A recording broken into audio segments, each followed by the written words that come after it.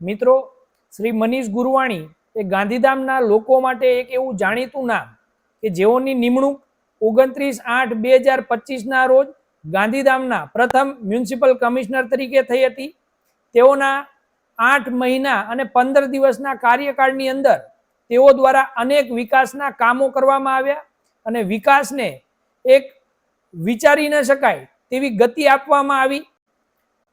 પરંતુ જે પ્રમાણે એક સિક્કાની બે બાજુ હોય છે તે પ્રમાણે એ વિકાસના કામો દરમિયાન અનેક લોકોની લાગણી પણ દુભાઈ, અનેક લોકોને દુઃખ પણ થયું।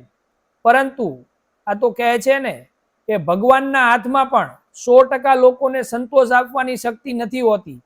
આ બધી અસમંજસોની વચમાં ગાંધીધામના અનેક નાગરિકો દ્વારા તેમજ બીજી સંસ્થાઓ દ્વારા મનીષ સાહેબની બદલીને રોકવા માટે સરકારને રજૂઆતો કરવામાં આવી રહી છે, પણ જ્યાં સુધી મને લાગે છે ત્યાં સુધી તે શક્ય નથી।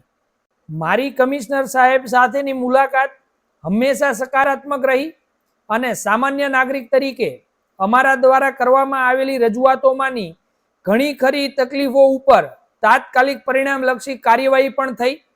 મિત્રો, આપણે સૌ જાણીએ છીએ કે પરિવર્તન એ સંસારનો નિયમ છે અને આપણે હવે આશા રાખીએ કે નવા આવી રહેલા મ્યુનિસિપલ કમિશનર શ્રી BD દવેરા સાહેબ પણ ગાંધીધામ વિસ્તારના વિકાસને મળેલા વેગને વધુ ગતિશીલ બનાવશે।